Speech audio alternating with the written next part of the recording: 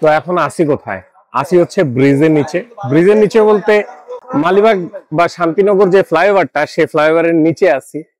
আমার বেশ পছন্দের একটা জায়গা ছিল মতিঝিলে, যারা আমার পুরানো ভিডিওগুলা দেখছেন তারা জানেন। সেটা হচ্ছে যে একটা তেহারির দোকান, কিন্তু দুঃখের বিষয় কিছুদিন যাবত সেই তেহারির দোকানটা আর মতিঝিলে নাই, ওখান থেকে গায়েব হয়ে গেছে। পরে বহুত খোঁজাখুঁজি করে এবং খোঁজ খবর নিয়ে আমি জানতে পারলাম যে এটা এখানে আসছে, এই জায়গাটাতে আমি এখন যেখানে আসছি। তো দোকানটা হচ্ছে সর্ষে তেহারি। এটা বহুত আগে, সেই 2024-এর শেষের দিকে বা মাঝামাঝির দিকে হয়তো আমি খুঁজে পাইছিলাম মতিঝিলে। তো ওইখানে তারা ব্যবসা বন্ধ করে দিছে, বন্ধ করে দিয়ে এই মালিবাগ মোড়ে চলে আসছে। জিনিসটা দেখে আমার কাছে মনে হলো যে না, একবার তো যাওয়া উচিত। 2025 শেষের দিকে, সো বছর শেষে সেই ভালো ভালো জিনিসগুলোর সাথে আরেকবার কিন্তু দেখা করাই যায়, তাই না? তাহলে চলেন আজকে আপনাদের সাথেও এই নতুন সর্ষে তেহারির একটু পরিচয় করে দিই, আর আমিও দেখে আসি কি অবস্থা। আর এই যে সাথে আছে এইটা, ফাটাই ফেলাই দিবেন কমেন্টে। এটারে কোন রকম উল্টা পাল্টা যদি দেখেন, ভিডিও এডিট হোয়াট এভার, ফাটাই ফেলাই দিবেন। অস্ট্রেলিয়া যাবে ছেলে কিছুদিন পরে। আজকে অফিস শেষ করে সোজা চলে গেছি সেই মালিবাগ মোড়ে, মানে মালিবাগ মোড়ের নতুন যে সর্ষে তেহারি হয়েছে সেই সর্ষে তেহারির দোকানে।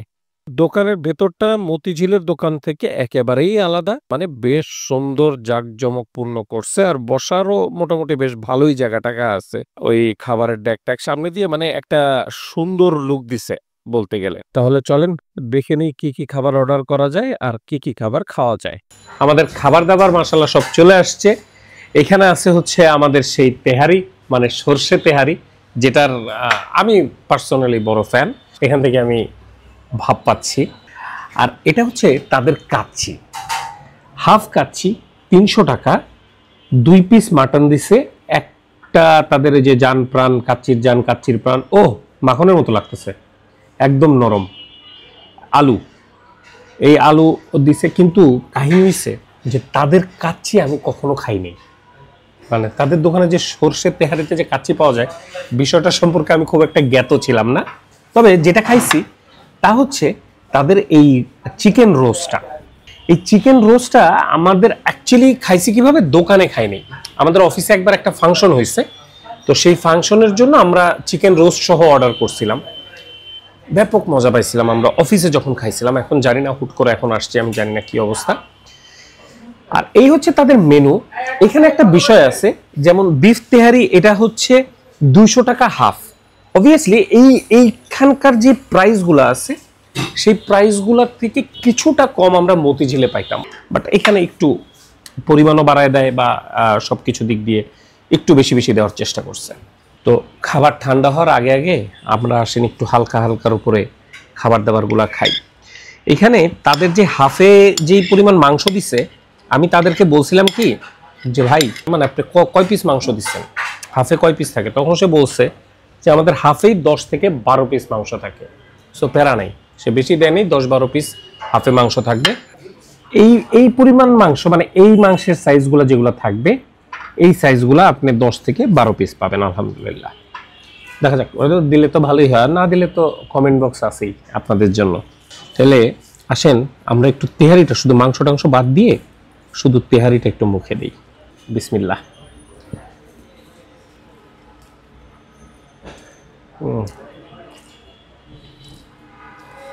যা বলেন ভাই, একটু স্পাইসি, সর্ষের একটা ভালো একটা বলে যে ধক, কিন্তু ওইটা না যে দিলে পারে ওই যে ওয়াসাবির মতো নাক টাক দিয়ে জ্বলে পড়ে যাবে, সেই সিন নাই। খুবই ব্যালেন্স সর্ষের একটা ফ্লেভার, খুবই ব্যালেন্স স্পাইস, লবণ টবণ সব, মানে মজার জিনিস, মজা। আমি অনেক সময় বলি যে হালকা মশলার তেহারি অথবা বেশি মশলার তেহারি, কিন্তু এই তেহারিটা না হালকা মশলার না বেশি মশলার, ঠিক যতটুকু মশলা লাগে আমার কাছে পার্সোনালি, আমার কাছে মনে হয় ততটুকু মশলার। তবে এখানে আমার ছোট্ট একটা কমপ্লেন আছে, সেটা হচ্ছে যে তাদের তেহারিতে আমি এর আগে ছোট ছোট আলু পেতাম গোল গোল, আজকে সামহাও ওই আলুটা আসে নাই, বা আমি বলছি অলরেডি যে আলু কই আপনাদের তেহারিতে, তো সেই আলুটা আজকে তারা দিতে পারে নাই। তো ওই আলুটা থাকলে পরে আরো বেশি মজা লাগে।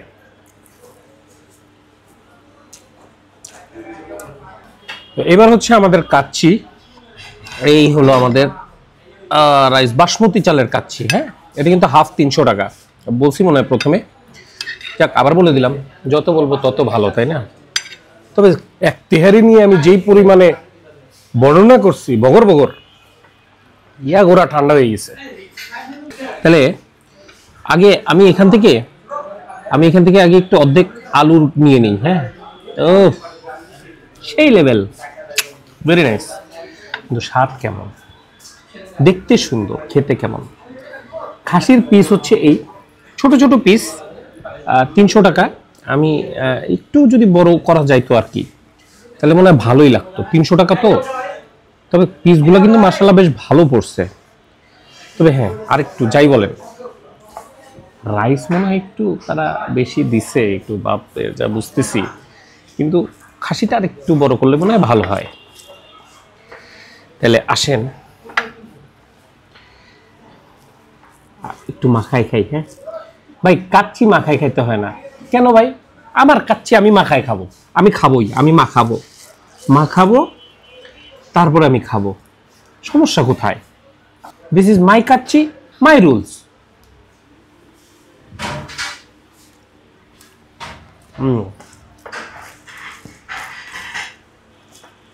হয়েছে মশলার কারণে হয়েছে, তাছাড়া এক্সট্রা কোনো কালার আমার কাছে মনে হচ্ছে যে তারা দেয় নাই। এবং একেবারে ঝরঝরে না, কিন্তু হালকা একটু মাখো মাখো কাচ্ছি।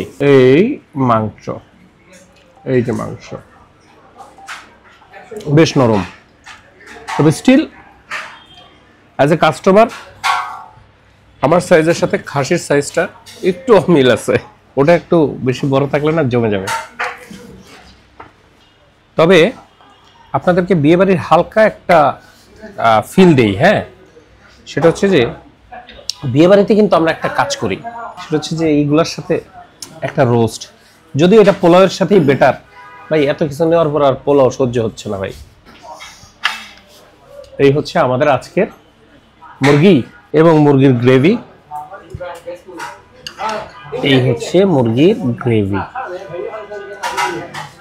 আহা হা হা, দেখতেই তো অস্থির, তাই না? তবে এটা সাদা পোলাও দিয়ে নিলেই ভালো হতো মনে হয়। এই গ্রেভি দিয়ে হালকা একটু কাচ্চির রাইসটাই না হয় আমি একটু মাখাই, তারপরে এটাই না হয় একটু খাই, দেখি না কেমন লাগে। সুপার মিষ্টি,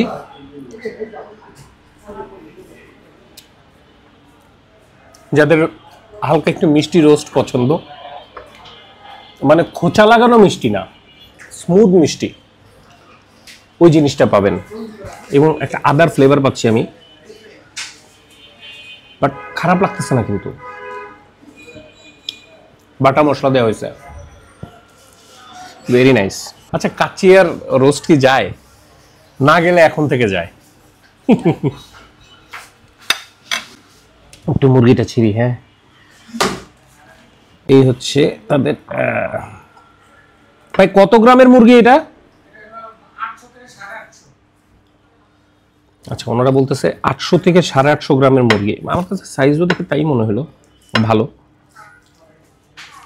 আচ্ছা, এমন তো না যে ক্যামেরা দেখে তারা নতুন করে মুরগি নিয়ে এসে 800 গ্রামের মুরগি নিয়ে এসে কাইটে কুইটে আমারে দিছে, সেটা তো সম্ভব না। তাদের হাড়ি থেকেই আমাকে উঠাই দিচ্ছে।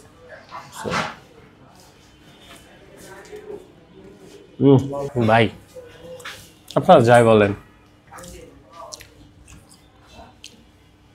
স্বাদ ভাই স্বাদ, সিরিয়াসলি। মোরগ পোলাও অস্থির স্বাদের জিনিস, আমার কাছে খুবই মজা লাগলো এবং খুব আফসোস লাগতেছে আমি রাইসটা নিয়ে নেই। এই একটু ফোঁটা সালাদ দিয়ে এই এই